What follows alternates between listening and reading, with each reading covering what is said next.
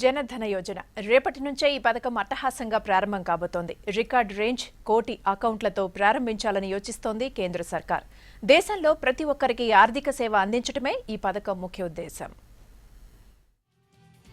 ప్రతి వ్యక్తికి bank account, ప్రతి ఒక్కరికి ఆర్థిక సేవ, ఇది ప్రధాని నరేంద్ర మోడీ ప్రతిష్టాత్మకంగా చేపట్టబోతోన్న జనధన యోజన పథకం కాన్సెప్ట్. రేపటి నుంచే ఈ పథకం ప్రారంభం కాబోతోంది.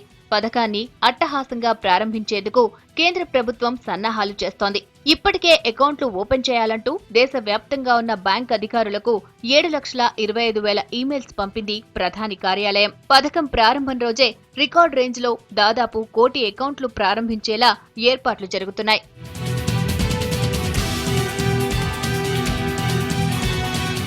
ఎర్రకోట సాక్షిగా జనధన యోజన పథకాన్ని ప్రారంభిస్తున్నట్లు ప్రకటించారు నమో. ఆధార్ అనుసంధాన అకౌంట్లకు 5,000 వరకు over draft facility, debit card, ₹1,00,000 ప్రమాద బీమా కవరేజ్ ఈ అకౌంట్ల స్పెషాలిటీ. పథకాన్ని విజయవంతం చేసేందుకు పథకం ప్రారంభమైన 100 రోజుల్లో ఖాతా తెరిచిన వారికి 2 లక్షల ప్రమాద బీమా అందించాలని నిర్ణయించింది కేంద్ర ప్రభుత్వం.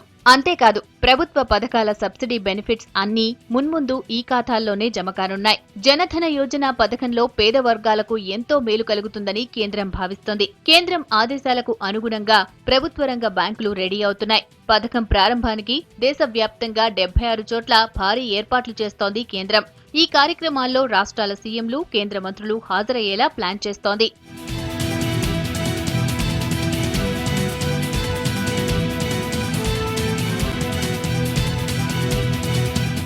పథకంపై అవగాహన కల్పించేందుకు గ్రామీణ, పట్టణ ప్రాంతాల్లో 60,000కు పైగా క్యాంపులు ఏర్పాటు చేస్తున్నాయి ప్రభుత్వ రంగ బ్యాంకులు. పథకంపై విస్తృత ప్రచారం కల్పిస్తాయి.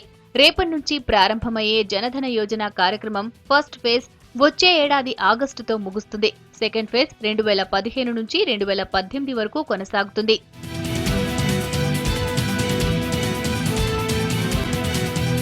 పథకాన్ని రాష్ట్రంలో ప్రవేశపెట్టేందుకు స్టేట్ లెవెల్ బ్యాంకర్ SBH అన్ని ఏర్పాట్లు చేస్తోంది. ఓపెనింగ్ సెరమనీ గ్రాండ్ గా నిర్వహించేందుకు ప్లాన్ చేస్తోంది. కేంద్ర మంత్రి వెంకయ్యనాయుడు, రాష్ట్ర ఆర్థిక మంత్రి ఈటెలను ఇన్వైట్ చేసింది. ఖాతాదారులకు బీమా సర్టిఫికెట్లు, డెబిట్ కార్డులు అందించేందుకు ఏర్పాట్లు చేస్తోంది.